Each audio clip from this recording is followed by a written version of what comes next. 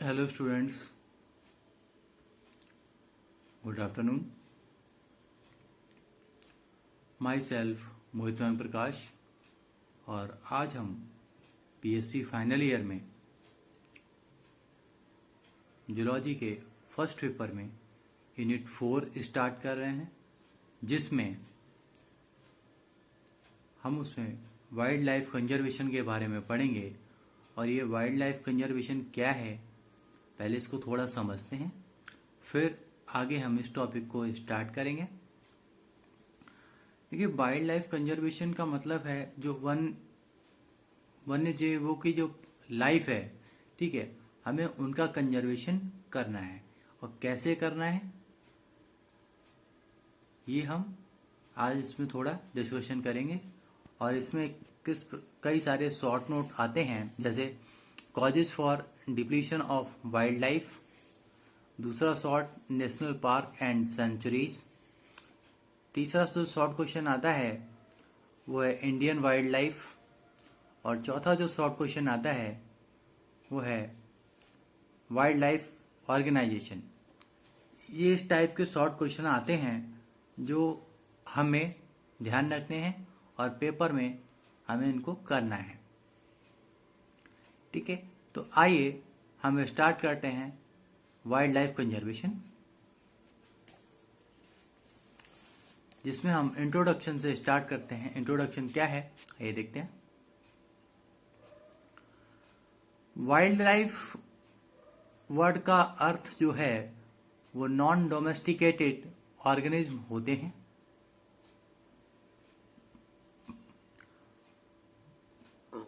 Wild life में उन सभी मैग्निफिसेंट यानी भव्य एनिमल तथा प्लांट्स को इंक्लूड किया जाता है जो धीरे धीरे प्राकृतिक वातावरण से समाप्त होते जा रहे हैं।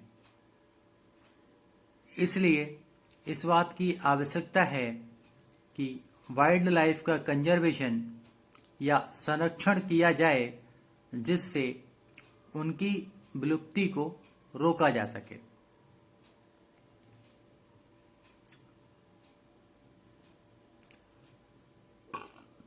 तो वाइल्ड लाइफ कंजर्वेशन के लिए सरकार की तरफ से भी कई कदम उठाए गए हैं, जिसमें सबसे महत्वपूर्ण कदम यह है कि कंजर्वेशन के लिए नेशनल पार्क व सेंचुरीज का लगातार निर्माण किया जा रहा है। हमारे देश में वाइल्ड लाइफ मूवमेंट या मैनेजमेंट का सीधा संबंध जो है वो एनिमल व प्लांट्स की रेयर स्पीसीज का प्रोटेक्शन, प्रोपगेशन तथा उनका जुडिशियस कंट्रोल को इंक्लूड करते हैं।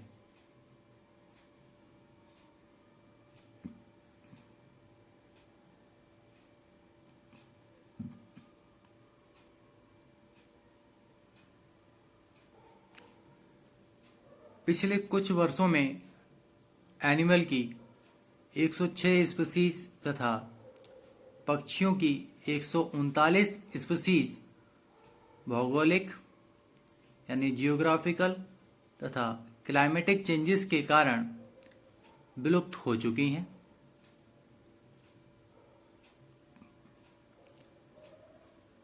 रेड डाटा बुक ने एक लिस्ट घोषित की है, जिसके अनुसार करीब एनिमल की 600 स्पीसीज यानी 600 स्पीसीज विलुप्त होने के कगार पे हैं, यानी एक्सटिंक्ट होने के कगार पर हैं। सम वाइल्ड एनिमल्स इतने कैरेक्टरिस्टिक्स हैं कि वे अपने अपने देशों के सिंबल्स बन चुके हैं, जैसे भारत का टाइगर यानी इंडिया का टाइगर, ऑस्ट्रेलिया का कंगारू, चीन का जाइंट पांडा और न्यूजीलैंड की कीवी आदि। ये सब उनकी कंट्री के आइकन्स बन चुके हैं। तो आइए अब हम देखते हैं कि वाइल्ड लाइफ की इम्पोर्टेंस क्या है और हमें इसको क्यों कंजर्वेशन करना चाहिए। तो आइए हम देखते हैं इम्पोर्टेंस ऑफ वाइल्ड लाइफ। यानी वाइल्ड लाइफ के कंजर्वेशन की आवश्यकता इसलिए पड़ती है क्योंकि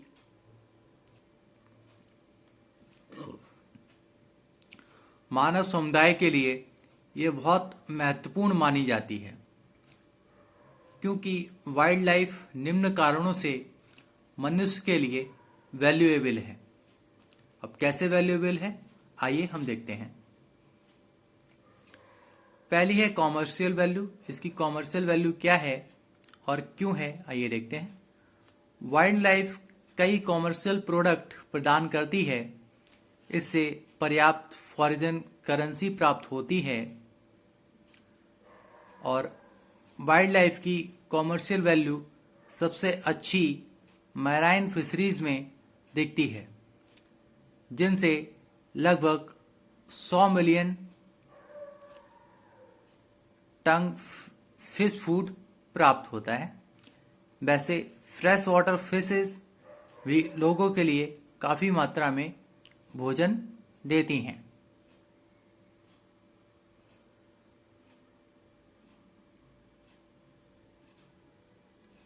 जिन जानवरों के शरीर पर फर पाया जाता है, उनका उपयोग फर पैदा करने वाले व्यापारियों द्वारा किया जाता है। इंटरनेशनल मार्केट में एक इंडियन राइनोसेरोस से 1,25,000 रुपये प्राप्त किए जाते हैं। इसी तरह से Ivory of elephants, glands of musk deer,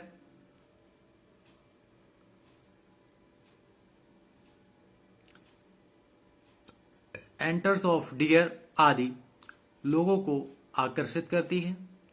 इसी आधार पर ईस्ट अफ्रीका के केन्या अपनी वाइल्ड लाइफ पर ही बेस्ड हैं।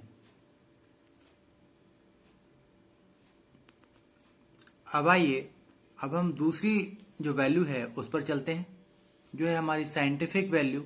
साइंटिफिक वैल्यू क्या है, आइए देखते हैं। कई वाइल्ड स्पीसीज भी साइंटिफिक स्टडीज मनुष्यों के लिए बहुत वैल्यूएबल मानी जाती हैं। जैसे ह्यूमन एम्ब्रियोलॉजी के अध्ययन से सी अर्चिन से मदद मिलती है। इसी तरह से पैरीगैमी के डिटेक्शन में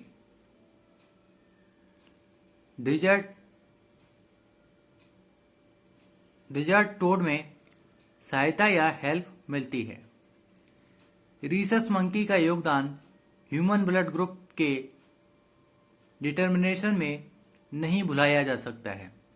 इसी तरह से प्राकृतिक वातावरणों में डियर के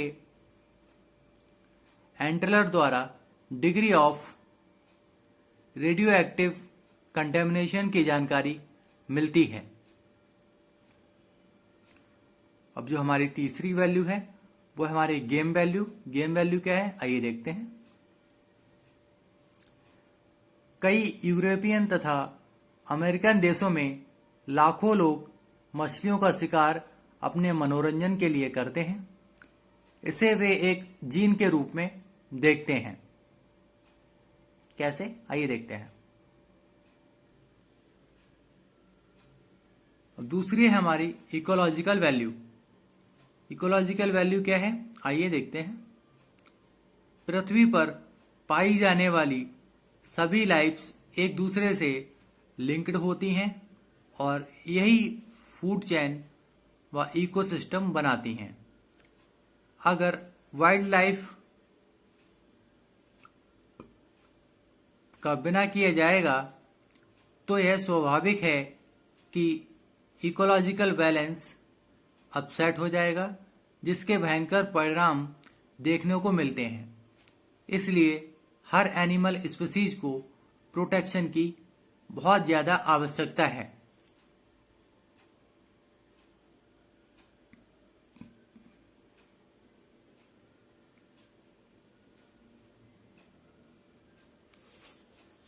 आइए अब हम अगली वैल्यू पे चलते हैं, जो है हमारी aesthetic value.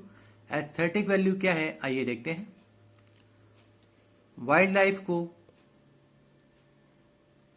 Source eight UT भी माना जाता है और यही चीज मनुष्यों को उनकी ओर आकर्षित करती है। मनुष्य भी पक्षियों की मेलोडियस आवाज के बिना जीवन की कल्पना नहीं कर पाते हैं। इसी प्रकार से बिना वाइल्ड एनिमल से कोई भी सेंचुरीज बढ़िया नहीं मानी जाती है। और वाइल्ड लाइफ की उपस्थिति में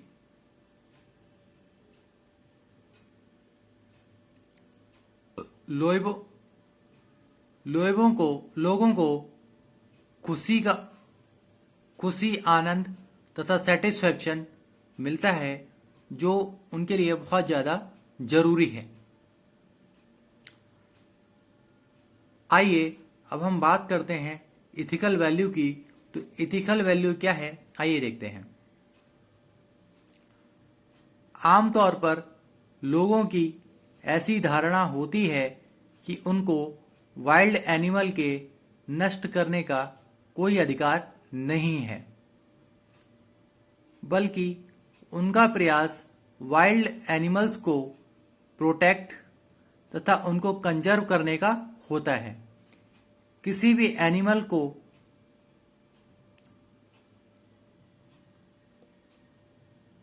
मारना मनुष्य धर्म के विरुद्ध मानते हैं और यही हमारी इथिकल वैल्यू है और यही हमारा वाइल्ड लाइफ कंजर्वेशन है। इसी को हम वाइल्ड लाइफ कंजर्वेशन कहते हैं। तो बच्चों, आज मैंने आपको वाइल्ड लाइफ कंजर्वेशन के बारे में बताया और उसकी जो वैल्यूज़ हैं उसके बारे में बताया। तो आज के लिए बस इतना ही। Thank you.